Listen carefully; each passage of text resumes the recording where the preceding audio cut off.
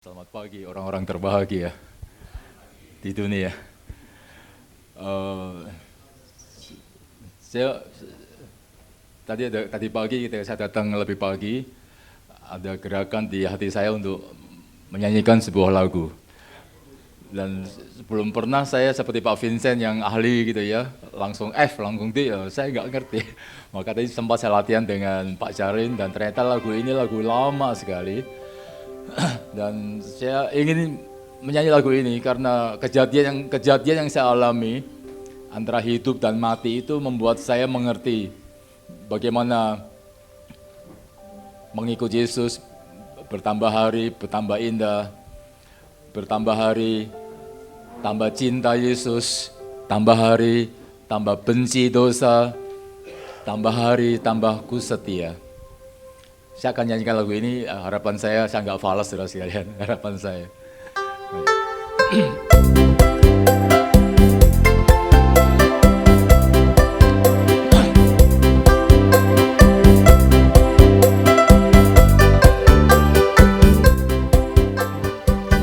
Tambah hari, tambah cinta Yesus, tambah hari, tambah ku percaya, tambah hari, tambah benci dosa, tambah hari, tambah ku setia, tambah hari, tambah cinta Yesus, tambah hari, tambah ku percaya, tambah hari, tambah benci dosa, tambah hari, tambah ku setia. Saudara sekalian, ketika saya dioperasi tanggal 16 Januari, ketika saya diputuskan menderita aneurisma. Aneurisma adalah penyakit di mana gelembung di pembuluh darah itu membengkak seperti balon. Nah, kalau itu dibiarkan akan pecah, dan kalau pecah maka seluruh tongkat tengkorak isi kepala saya akan dipenuhi dengan darah. Dan itu fatal. Ketika saya divonis menderita aneurisma di kepala, memang aneurisma bisa terjadi di seluruh tubuh kita, di mana ada pembuluh darah, itu bisa terjadi pembalonan, penggelembungan pembuluh darah. Bukan varises. Kalau varises kan itu panjang. Ini seperti balon, betul-betul seperti balon. Jadi kalau itu balon bertambah besar, maka akan pecah dan itu tidak ada lagi upaya lain yang bisa diusahakan setelah perforasi pecah. Nah, saya tidak sadar itu saudara sekalian karena saya menderita pikir biasa aja. Karena pertama saya hanya batuk. Akhir tahun 2003 saya batuk, 2023 saya batuk bersama satu rumah. Saya pikir batuk pilek penyakit biasa. Saya ke dokter, dikasih obat, seminggu nggak sembuh bersama dengan istri. Saya datang lagi ke dokter seminggu lagi, dikasih obat lagi, diganti obatnya, nggak sembuh juga. Kemudian minggu ketiga saya ke dokter lagi karena tidak sembuh dan saya mulai merasa sakit kepala.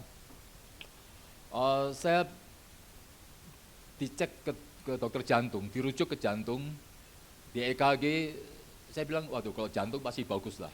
Saya pikir apa hubungannya antara kepala dengan jantung. Tapi dokter jantung bilang, udah EKG aja.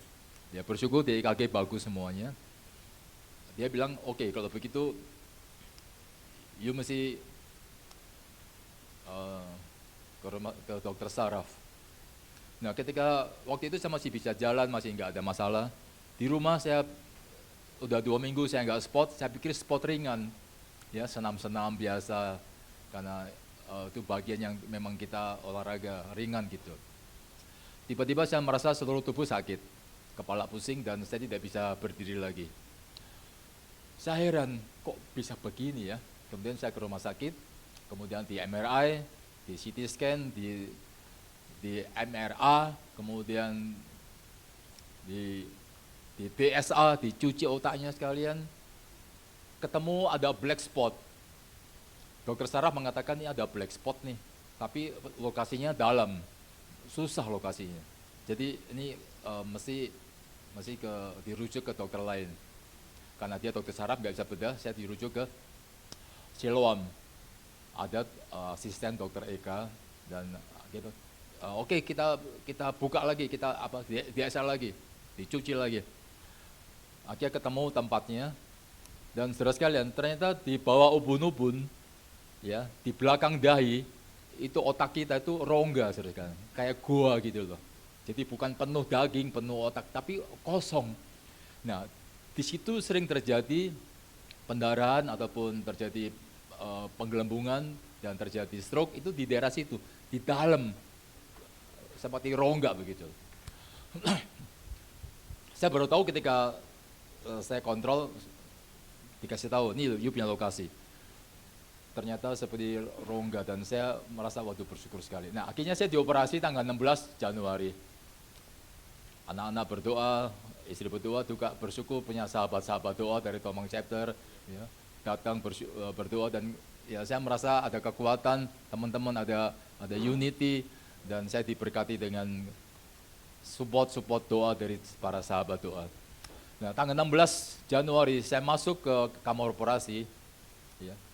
Sebelum masuk, dokter mengatakan, oke, silakan berdoa dengan keluarga. Dan di depan kamar operasi, saya dengan anak-anak, dengan istri, saya masih di tempat tidur dan memang tidak bisa berdiri. Kami berdoa dan bersyukur ada kesatuan.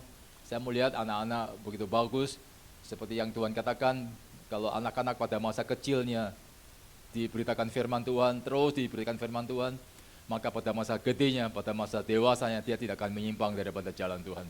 Dan saya bersyukur punya anak-anak yang begitu rupa, mendukung dan bersahati.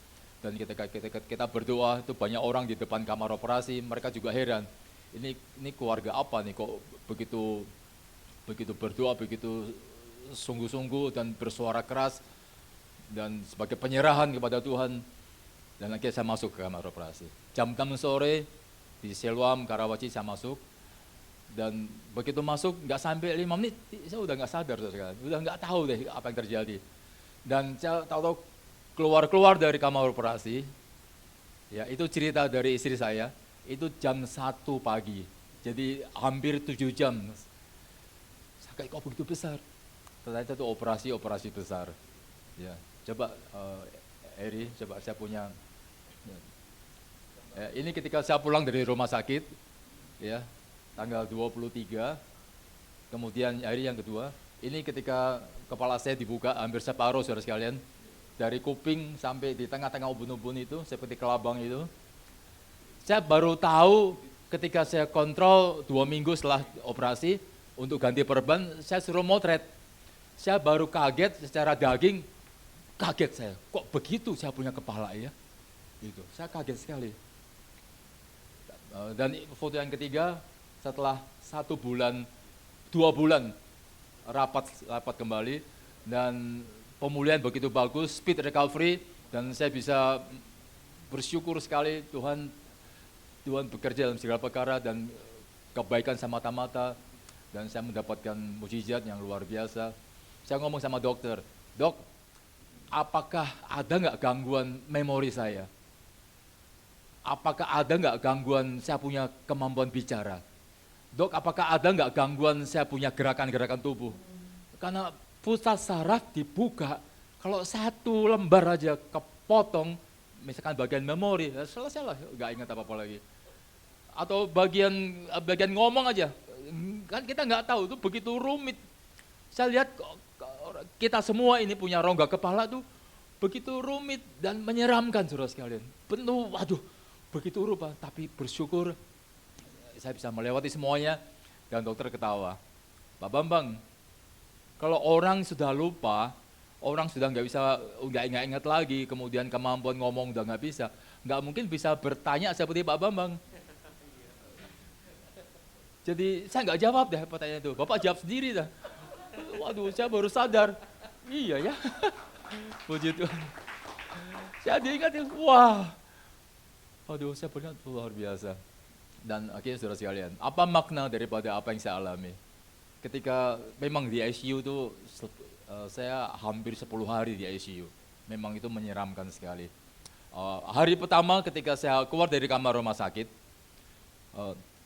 ketika masih belum sadar itu bius masih ada. Jadi saya masuk ICU itu bius masih ada, saya masih belum sadar. Di tengah-tengah ketika mau sadar, saya mendengar ada suara-suara yang memanggil-manggil saya. Pak Bambang bangun, Pak Bambang bangun.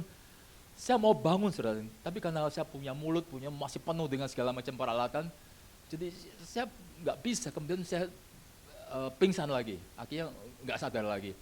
Dan ketika sadar, udah selesai semuanya, bersyukur setelah sadar, saya seperti tidak merasa apa-apa. Ngomong normal, ketemu dengan anak-anak, seperti tidak ada sakit apa-apa. Saya nggak merasa sakit, cuman saya merasa bahwa ini kepala penuh dengan perban, dan saya merasa, kok seperti nggak ada apa-apa ya, nggak sakit, nggak ada gangguan semuanya. Nah, tapi hari-hari berikutnya di ICU, memang ya ini seperti mimpi-mimpi buruk tuh terjadi saudara sekalian. Betul, seperti mimpi buruk terjadi. Tapi bersyukur ya, ini memang doa itu luar biasa. Doa itu jawaban untuk pada masa-masa kita berada dalam kekelaman. Istri berdoa, anak-anak berdoa, teman-teman berdoa, komsel berdoa, semua mendukung dalam doa. Saya terima WA, kita doakan. Dan bersyukur 10 hari, kemudian saya dipindah ke kamar yang biasa. Dan melewati semua itu, ya maknanya memang saya lepas dari maut saudara sekalian. Karena, ya oke, tepuk tangan buat Tuhan. Terima kasih Tuhan. Dan bersyukur sampai hari ini, saya merasakan, ya walaupun manusia jasmani kita semakin hari semakin merosot, tetapi manusia batiniah kita semakin hari semakin diperbarui. Amen. Dari hari ke hari. Dan kesakitan, penderitaan yang kita alami pada masa ini tidak sebanding dengan kemuliaan yang akan kita terima kelak kalau kita ketemu Tuhan. Itu sungguh saya hidupi saudara sekalian. Saya merasakan hari demi hari di rumah, selama 2 bulan betul-betul di rumah, jalan pun waktu latihan seperti ngambang, tidak napak saudara sekalian. Dan karena memang 1 bulan di tempat tidur nggak turun, betul-betul semua persendian, semua otot tidak bekerja, sehingga jalan pun juga pasti dilatih pakai fisioterapi untuk dilatih supaya nggak sampai jatuh. Dan saya dipesan tidak boleh jalan sendiri, kemana-mana begitu bangun tidur harus ada orang yang menemani, tidak boleh sendiri. Jadi betul-betul selama bulan pertama itu rasa sedih saya, kok jadi begini ya, jadi invalid, tidak bisa kemana-mana, turun tempat tidur udah nyonya udah siap untuk ganteng. Bisa nggak boleh, pokoknya semua dokter, apa yang dokter anjurkan strict, tidak boleh dilanggar. Semuanya kok jadi begini. Nah, tapi oke, itu dokter punya dan saya harus turut. Bulan kedua baru saya melatih dengan lebih sendiri sehingga akhirnya bisa naik tangga, bisa turun tangga, dan ya bisa seperti sekarang ini.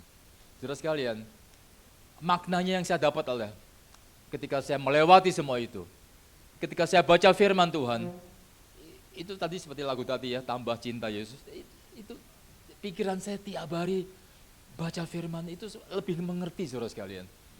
Jadi maknanya dari melewati semua itu membuat saya lebih dekat kepada Tuhan. Karena sakit ini membuat jarak kita semakin dekat dengan Tuhan.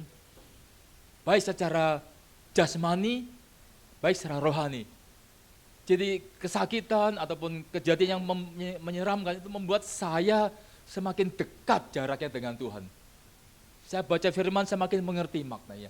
Saya bisa menghargai anak-anak, menghargai orang lain, bisa empati, bisa melihat, bisa Jesus itu bisa live membuat saya mendapatkan suatu iluminasi bahwa mujizat, bahwa grace itu masih terjadi. Dan saya berterima kasih sekali. Semua terjadi karena untuk kebaikan saya pribadi. Untuk mendatangkan kebaikan bagi yang mengasihi Tuhan. Dan sejak itu sudah sampai sekarang. Ada suara-suara yang ketika saya lagi diam, kemudian saya lagi melihat siaran berita. Ada dorongan. kamu naik, baca firman. Itu terjadi hampir tiap hari, saudara sekalian. Saya merasa Tuhan ingatkan, ketika saya baca, saya semakin mengerti. Saya ketemu orang, sharing firman, itu muncul. Jadi tampaknya saudara sekalian, masa-masa Sela yang saya alami selama 1 bulan di rumah sakit, dan kemudian bulan kedua ketika sampai sekarang di rumah, itu betul-betul membuat hati saya itu semakin mengerti bagaimana mengikut Tuhan. Betapa Tuhan itu baik, dan itu Tuhan itu nyata. Live dalam hidup saya.